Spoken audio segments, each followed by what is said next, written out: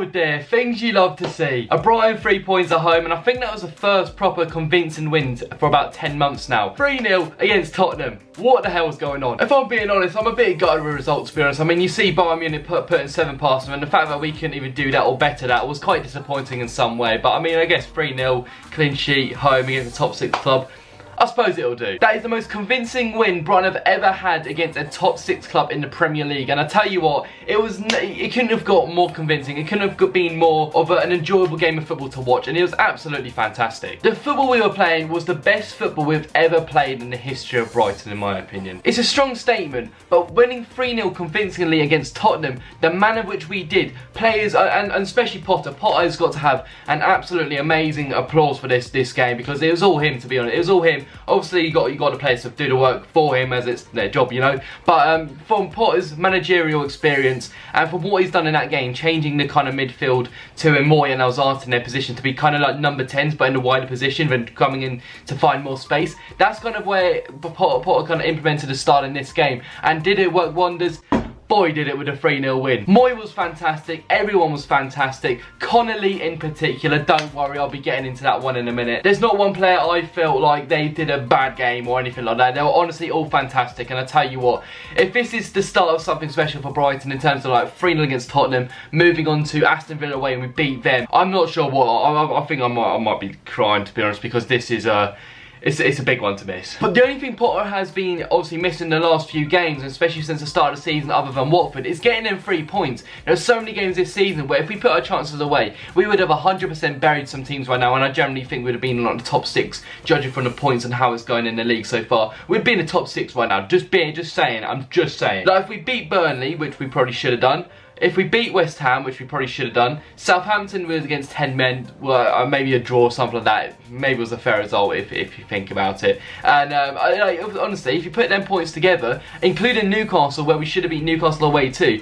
you would see us in the top 6 right now. But obviously that's not the case. Football's football, and if you don't take your chances, you don't get your reward. And obviously us in about 12th or 13th place right now, that's where we lie and sit in the table. And it is what it is, but I mean, I think this is the start of something quite good for Brighton. It's a great platform and a great game for our home record to then start on being something brilliant from now on. Sheffield United, there's massive games coming up like them where you've got to get the 3 points. Norwich at home, I think Everton at home's coming up. You've got to get the 3 points against these sort of teams. Everton's a bit of like a take a draw. Sheffield United, Norwich, get the 3 points. Connolly and Morpay could be the dream 2 up top we have been crying out for ages. I'm not going to lie. Murray last season and the season before that, that was the Chris Hughton kind of era of the club in terms of Murray being the shine of the club. But now, Morpay, new signing, 20 million from Brentford, scoring goals. Connolly, 2 goals on his first Premier League start at the Amex, getting 2 goals against Tottenham Hotspur, a top 6 side. Mate, I'm laughing. I'm shocked and I'm happy for the guy. Aaron Connolly, have my kid. That guy, he's 19 years old, may I just add. I think people underestimate Brighton a lot, and I tell you what, I understand why in terms of like we're not picking up the points, we're not getting the goals, and if you don't get the goals, you're obviously not going to get the points. And I think from now on, getting the 3 points against Tottenham, yes, okay, they may have been, they're more in the squad. Their squad in general, Pochettino made a few mistakes in the squad selection and all that. I get it, there's a few mistakes. But you can't take, no one can take anything away from Brighton's performance. We outplayed them from the back to the middle to the front. We outplayed them from all departments. I think Tottenham had about 2 shots on target, if that. Brighton dominated with possession. We dominated them with the shots and conversion rate, obviously, because we won 3-0. It was all fantastic, and I tell you what, that is the best game Brighton have ever played in the Premier League so far in terms of quality, enjoyment of football, and comfortableness in terms of the actual 90 minutes being played. At 1-0, you're comfortable, and you go 2-0 up at half time, and you're just like sitting back, like, we're actually a good team, and we are a good team, and that's something people underestimate and don't actually see in Brighton. People think we're just that little club who came up from the Championship and we're not all this. We've got good players in the team, we've got good depth. There are a lot of players, there's a few players out injured for us right now, but I mean, honestly, the likes of Basuma coming back now, I mean, that's really good. Jahanbakhsh, there's a few people out on loan, like Locadia, obviously Andone. That's one for another video, but I'm not sure I'm going to be doing a video on that one. But honestly, the stuff at Brighton right now, which is being played, is absolutely fantastic to watch. And I'm gutted I'm not at the games, but it is what it is. And move on, I guess. Aaron Connolly.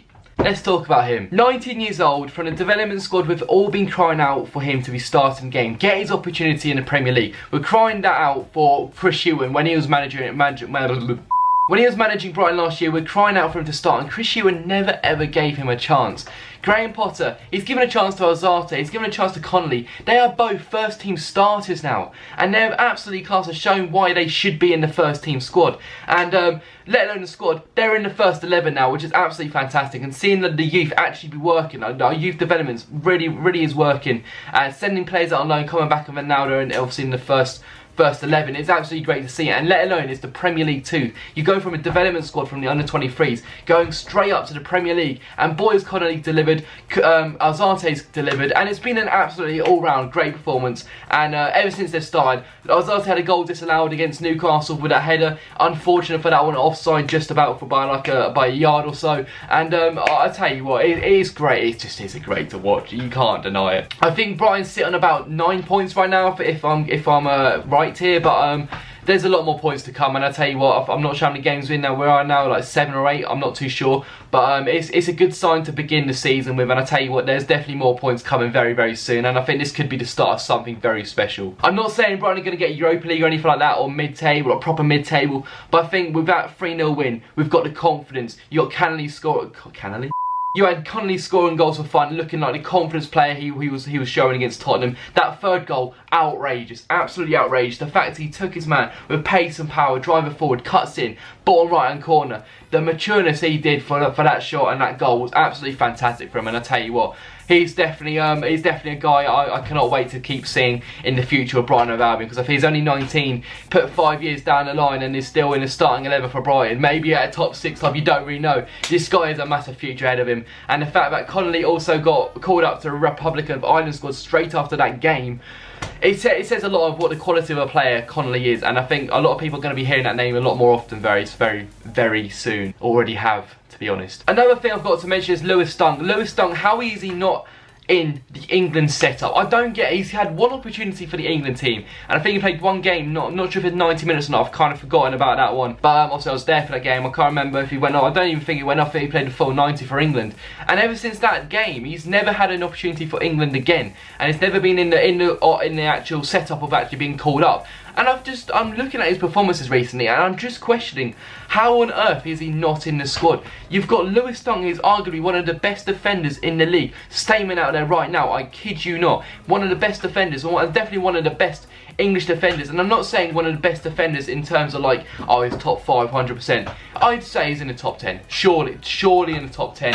Top 12, 100%. He puts his bollocks on the line for everything. He knows how to pass a ball. He knows how to actually defend. He can head a ball. He can score goals when he kind of gets into the contribution of the corners and that. And I tell you what, he knows how to find his way into the England setup. And I think this year, he's going to have a breakthrough at one point, and I think it could be the same time as last year when he does reach that quality. I think it's around February. I'm not sure when the next international break is after this one, but I think the next one he could actually be an actual in the England setup. I think Lewis Dunk is on the same level as Michael Keane, if not better, if I'm being totally honest with you, and that's me being honest. I'm honest, alright. And me personally, I think he should be in the England setup. Tomori, obviously he's with Chelsea, it's a big club, and obviously we've got the players you got around him. Obviously he's going to be performing better than he was at Derby and that, and Chelsea nearly scored to make it 4-1. He scored a rocket against Wolves, okay, but as a better defender than Lewis Dunk, I'm not too sure. I'm just not too sure about that one. If you put Lewis Dunk in a team like Chelsea, Arsenal and that, by all means, he'll be in the England squad. I bet you. I'd honestly put my money on it. I'm 17 and cannot be better. I want to know your thoughts on Lewis Dunk down in the conversation down below, because I think that's a very good debate to talk about with Lewis Dunk, to be honest, because I think he does deserve his chance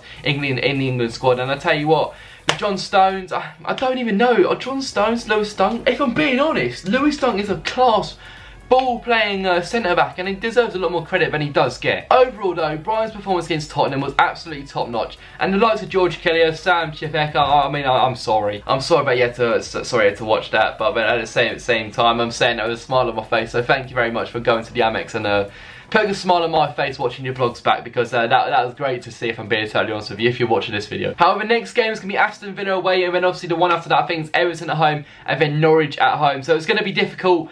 but I think we can definitely get, hopefully get about 4 points from them 9 points, you could say, up for grabs. If you can get 4 points out of 9 against them 3 teams, I think that'd be good, especially Norwich. Got to win that. There's no debate. Got to win. If we get anything from Everton, that'd be great. Aston Villa, they won 5-1 against Norwich. We've just beaten 3-0 against Tottenham. That's going to be a great game. And that's going to be a great viewing. I think my dad's going to Villa Park for that game. So that's going to be great for him to go and see the boys. And that's going to be it for this video, guys. If you enjoyed it, make sure to drop a like. Tell me in the comment section down below what you think of Brighton. And what you actually think. Alright, here's my questions. Where do you think Brighton will finish at the end of the season? Question number 2, prediction against Aston Villa away. And number 3, who was your man of the match against Tottenham yesterday? Let me know in the comment section down below. Leave a like on this video if you enjoyed it.